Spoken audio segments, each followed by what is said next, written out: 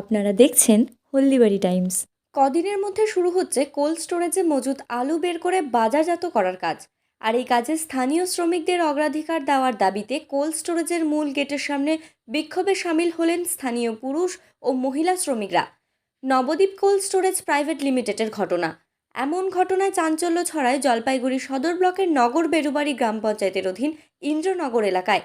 পরিস্থিতি নিয়ন্ত্রণে আনতে ঘটনাস্থলে পৌঁছয় মানিকগঞ্জ আউটপোস্টের পুলিশ।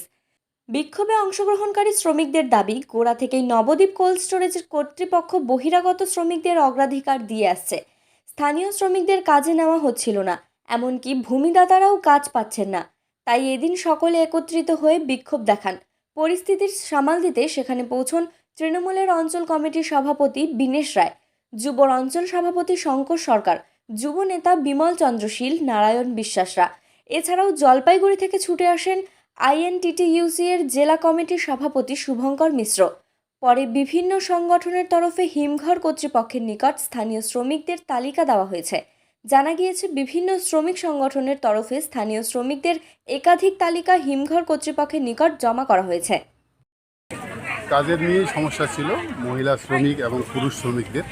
তো বিষয়টা নিয়ে আমরা মালিক কর্তৃপক্ষ যিনি দায়িত্বে আছেন এখানে ম্যানেজার, ওনার সাথে কথা বলে আমরা যে সমস্ত লিস্টগুলো এখানে জমা পড়েছে, কমন যে নামগুলো এইভাবে করে যে 4-5টা লিস্ট জমা পড়েছে, তার মধ্য থেকে আমরা কমন নামগুলোকে আগে বেছে নিয়েছিলাম। যে প্রত্যেকটা লিস্টে যে নামগুলো আসছে কমন নামগুলোকে ফার্স্ট প্রাধান্য দিতে হবে কাজের ক্ষেত্রে, এবং এখানকার লোকাল যারা কাজের জন্য আবেদন করছে তাদেরকে ফার্স্ট প্রায়োরিটি আমরা দেওয়ার জন্য চিন্তাভাবনা করছি। এবং এটা মালিককে বলা হচ্ছে, কারণ তারাও আশ্বাস দিয়েছেন যে প্রথম অবস্থায় আমরা এখানকার লোকাল যারা স্টোরের আশপাশে যারা আছে তাদেরকে আমরা কাজটা দিব, এবং তাদেরকে দেওয়ার পরেও যদি আরও আমাদের প্রয়োজন হয় লেবারের, তাহলে পার্শ্ববর্তী গ্রামের থেকে বাকিটা আমরা পূরণ করব। এটাই আজকে এখানে আলোচনা হলো।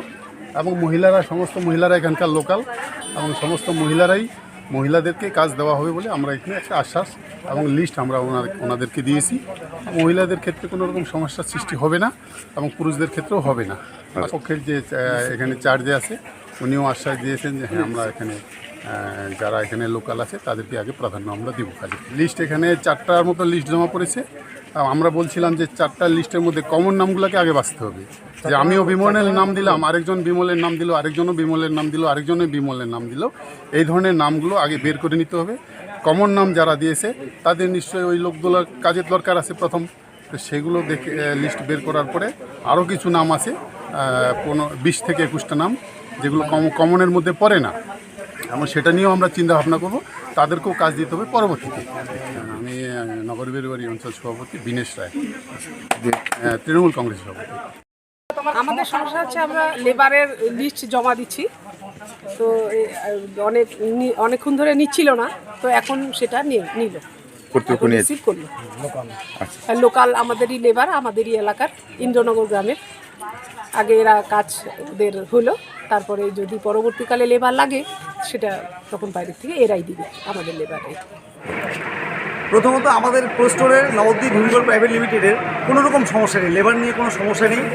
লোকাল লেবার যারা আছে, মহিলা থেকে শুরু করে পুরুষ যারা আছে তারাই কাজ করবে। এখানে বাইরের থেকে কোনো লোক আসবে না, লোক কাজ করবে না। এবার যদি ইচ্ছাকৃতভাবে কেউ সমস্যা ক্রিয়েট করতে চায় তাদের ব্যাপার। আমি বলবো আমাদের হিমঘর কর্তৃপক্ষের পক্ষ থেকে বলছি, এখানে কোনো রকম সমস্যা নেই। এখানে প্রতিদিন এখানে স্থায়ী শ্রমিক বলে কিছু নেই।